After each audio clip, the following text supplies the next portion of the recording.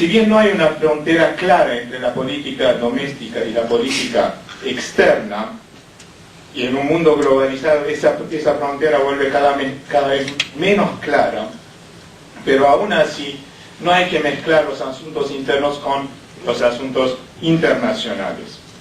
Me refiero concretamente a las diferentes formas de vida que cada sociedad establece. Mientras esa forma de vida no perjudica a la estabilidad regional o internacional, no hay derecho para meterse en los asuntos internos de los países. Ahora bien, ¿qué garantías existen que cambios de regímenes no van a llevar a la desestabilización regional o, más peligrosamente, a una desestabilización internacional? Como todo en el análisis, hablar de garantías no tiene sentido, es especular. Pero hay tendencias que son, pienso yo, pruebas suficientemente fuertes que puede existir la convivencia entre regímenes de distintas características. La base, la clave que me da posibilidad para pensar que la tendencia de la convivencia existe es la capacidad de racionalización de los asuntos humanos. Y si consideramos la modernización como el proceso que lleva a una mayor racionalización de los asuntos humanos, la clave del acercamiento es entender que hay una diferencia entre modernización y occidentalización.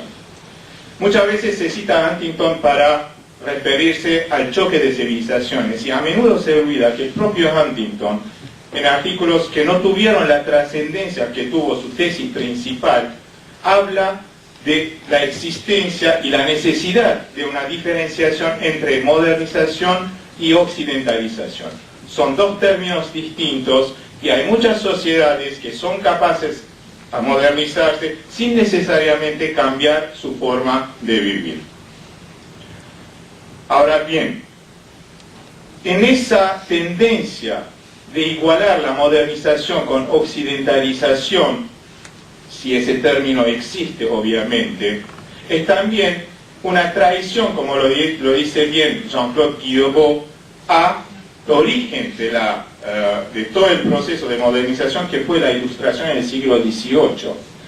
En la idea de la racionalización de la Ilustración, de los pensadores del siglo XVIII, existía el concepto de tolerancia, que más adelante la modernización, la industrialización del siglo XIX va a borrar.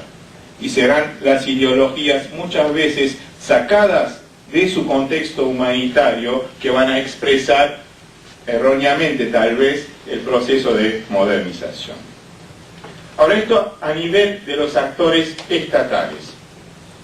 El problema es que la estructura de la seguridad internacional hoy en día no existen solamente los actores estatales.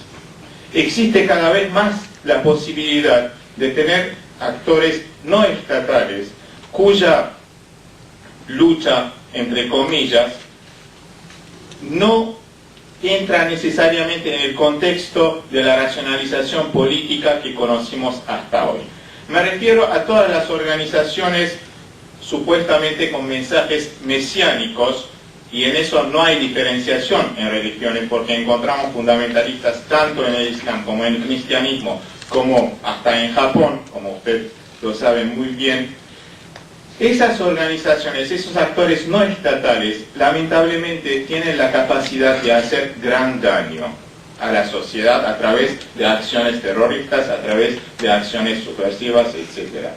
Pero acá también creo que usar las categorías de Islam y Occidente para hablar de un problema de seguridad es simplemente no entender el fondo de la cuestión. El fondo de la cuestión es la estructura de la seguridad internacional. Mientras se permiten esas acciones, siempre van a haber actores para llevar adelante acciones irracionales. Por otra parte, y hablando de actores no estatales, La posibilidad de la convivencia y del diálogo entre el Islam y Occidente encuentra base también en actores no estatales. Me refiero a un concepto que aún todavía no es tan trascendente en los asuntos políticos, pero cada día vuelve a ser más importante.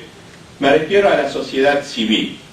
En este caso, la existencia, por ejemplo, en el Medio Oriente de una minoría muy importante de cristianos, y la existencia dentro de estos cristianos de organizaciones no gubernamentales, como por ejemplo el Consejo de las Iglesias Medioorientales, que llevan a cabo un trabajo muy interesante, muy necesario y muy útil para acercar los puntos de vista entre distintas religiones y probar que es posible y necesaria la convivencia. Existen también en países occidentales minorías musulmanes que a su vez llevan adelante ese trabajo. Y ese encuentro, por ejemplo, es una prueba de que el ser humano, sea cual fuese su religión, es capaz de sentarse, de dialogar, y ese diálogo necesariamente algún día, si somos un poco optimistas, puede llevar a la convivencia. Y termino con una palabra en árabe, inshallah. Gracias.